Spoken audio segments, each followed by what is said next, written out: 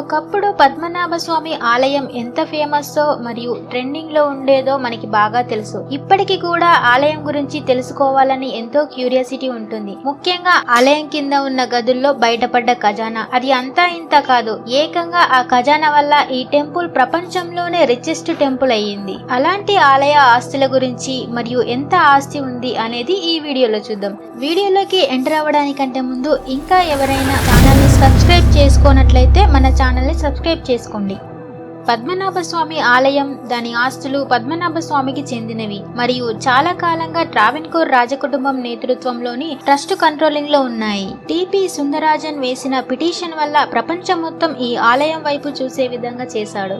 2011 June లో భారత సర్వోన్నత న్యాయస్థానం పురావస్తు శాఖ మరియు అగ్నిమాపక సేవల అధికారులకు ఆలయంలోని రహస్య గదుల లోపల ఉంచిన వస్తువులను తనిఖీ చేయడానికి గదులను తెరవాలని ఆదేశించింది. ఈ ఆలయంలో ఇప్పటి వరకు తెలిసిన 6 ఖజానాలు ఉన్నాయి. వీటిని కోర్ట్ బుక్ కీపింగ్ బెనిఫిట్స్ కోసం ఏ నుండి ఎఫ్ వరకు లేబుల్ చేసింది. అయితే 2014 ఏప్రిల్లో జస్టిస్ గోపాల్ సుబ్రహ్మణ్యం యొక్క అమికస్ క్యూరీ నివేదిక ప్రకారం జి అండ్ హెచ్ అని పిలువబడే మరో 2 భూగర్భ గదులు కనుగొన్నట్లు తెలిసింది. వందల సంవత్సరాలుగా బి గది తెరవబడినప్పటికీ 1930లో ఏ తెరవబడింది. ఇలా సి నుండి ఎఫ్ వరకు గదులు ఎప్పటికప్పుడు తెరవబడ్డాయి, కానీ బి గది ఇప్పటికీ తెరవలేదు. ఆలయానికి చెందిన 2 అర్చకులు పెరియనంబి మరియు తెక్కడతు నంబి అనే 2 సి నుండి ఎఫ్ వరకు ఉన్న 4 ఖజానాలకు సంరక్షకులుగా ఉన్నారు. సి నుండి ఎఫ్ వరకు ఉన్న ఖజానాలను తెరిచేటప్పుడు లోపల ఉన్న వస్తువులను ఉపయోగించేటప్పుడు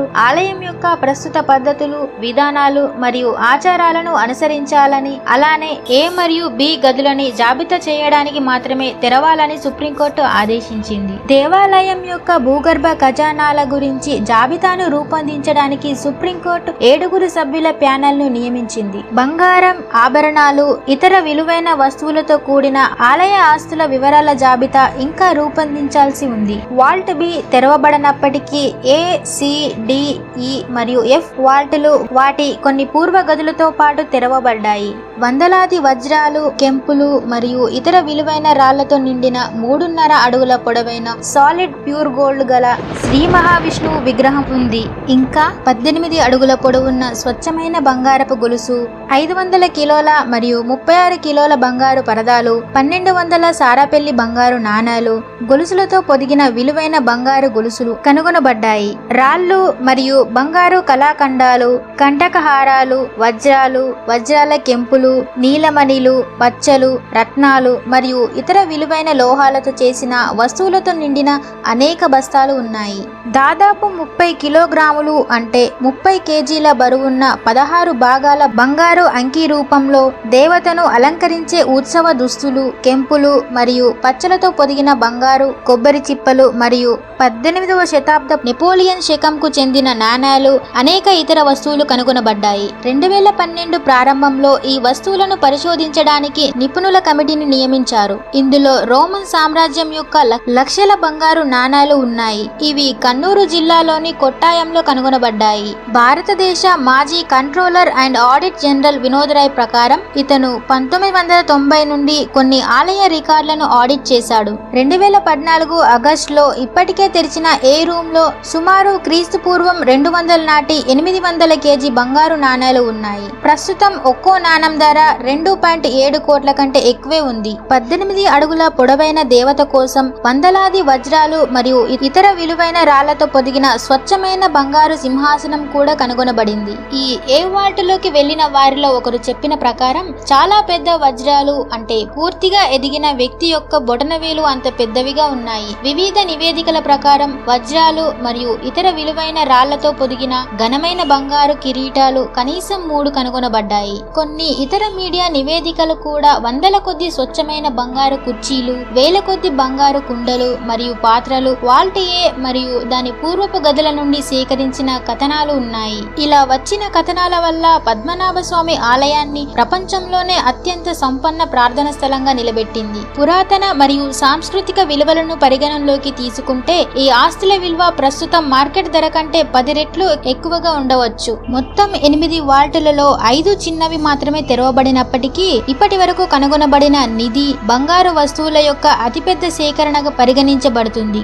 ఇలా సేకరించబడ్డ నిధి ఈ గదుల్లోకి ఎలా వచ్చింది అంటే చేర, పాండ్యులు, ట్రావెన్కోర్ రాజకుటుంబం, కోలాతిరిలు, పల్లవులు వంటి వివిధ రాజవంశాల ద్వారా దేవతకి విరాళంగా విలువైన వస్తువులు అనేక వేల సంవత్సరాలుగా ఆలయంలో పోగుపడి ఉన్నాయని నమ్ముతారు. చోళులు మరియు అనేక ఇతర రాజులు దక్షిణ భారతదేశం మరియు వెలుపల నమోదు చేయబడిన చరిత్ర ప్రకారం మెసొపటోమియా, జెరూసలేం, గ్రీస్, రోమ్ మరియు యూరోప్ ఇతర దేశాల నుండి వచ్చిన వివిధ వలస శక్తుల నుండి పాలకులు, వ్యాపారాల నుండి కొందరు వ్యక్తులు నిల్వ చేసిన సంపదలో కొంత భాగం ట్రావెన్కోర్ రాజులకు పన్ను రూపంలో తర్వాతి సంవత్సరంలో ఇతర దక్షిణ భారత రాజ్యాల సంపదతో పాటు స్వాధీనం చేసుకున్నదని సూచించారు.